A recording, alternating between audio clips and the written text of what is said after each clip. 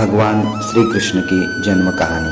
भाद्रपद कृष्णाष्टमी को श्री कृष्ण जन्माष्टमी कहते हैं क्योंकि यह दिन भगवान श्री कृष्ण का जन्मदिन माना जाता है। इसी तिथि की घनघोर अंधेरी रात को रोहिणी नक्षत्र में मथुरा के कारागार में वसुदेव की पत्नी देवकी के गर्भ से भगवान श्री कृष्ण ने जन्म लिया था। यह तिथि उसी शुभ घड़ी की याद दिलाती है और सारे देश में बड़ी धूमधाम से मनाई जाती है। द्वापर युग में भोजवंश राजा उग्रसेन मथुरा में राज्य करता था। उसके अतताई पुत्र कंस ने उसे गादी से उतार दिया और स्वयं मथुरा का राजा बन बैठा। कंस की एक बहन देवकी थी जिसका विवाह वसुदेव नामक यदुवंशी सरदार से हुआ था। एक समय कंस अपनी बहन देवकी को उसकी ससुराल पहुंचाने जा रहा था। रास्ते में आकाशवाणी हुई कि हे कंस, जिस देवकी को तू बड़ी प्रेम से ले जा रहा है उसी में तेरा काल बसता है। इसी की गर्भ से उत्पन्न अथवा बालक तेरा वध करेगा। यह सुनकर कंस वसुदेव को मारने के लिए उद्यत हुआ। तब देवकी ने उससे विनय पूर्वक कहा, मेरे गर्भ से जो संतान होगी उसे मैं तुम्हारे सामने ला दूंगी। बहनों ही को मारने से क्या लाभ है। कंस ने देवकी की बात मान ली और मथुरा वापस चला आया।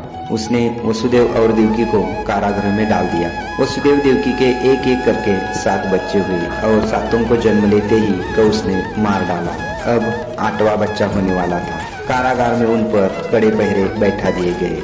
उसी समय नंद की पत्नी यशोदा को भी बच्चा होने वाला था। उन्होंने वसुदेव देवकी के दुखी जीवन को देख 8वें बच्चे की रक्षा का उपाय रचा। जिस समय वसुदेव देवकी को पुत्र पैदा हुआ उसी समय संयोग से यशोदा के गर्भ से एक कन्या का जन्म हुआ जो और कुछ नहीं सिर्फ माया थी। जिस कोठरी में देवकी वसुदेव गए थे उसमें अचानक प्रकाश हुआ और उनके सामने शंख चक्र गदा पद्म धारण किए चतुर्भुज भगवान प्रकट हुए।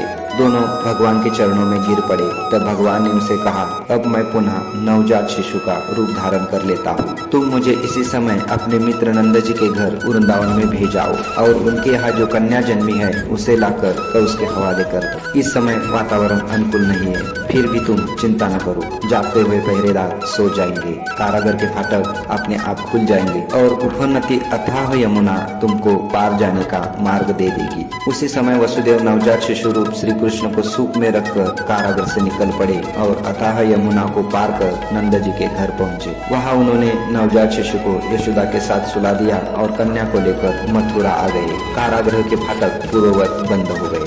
अब कंस को सूचना मिली कि वसुदेव देवकी को बच्चा पैदा हुआ है। उसने बंदी गृह में जाकर देवकी के हाथ से नवजात कन्या को छीनकर पृथ्वी पर पटक देना चाहा, परंतु वह कन्या आकाश में उड़ गई और वहां से कहा, अरे मूर्ख, मुझे मारने से क्या होगा। तुझे मारने वाला तो वृंदावन में जा पहुंचा है। वह जल्द ही तुझे तेरे पापों का दंड देगा। यह है कृष्ण की जन्म कहानी।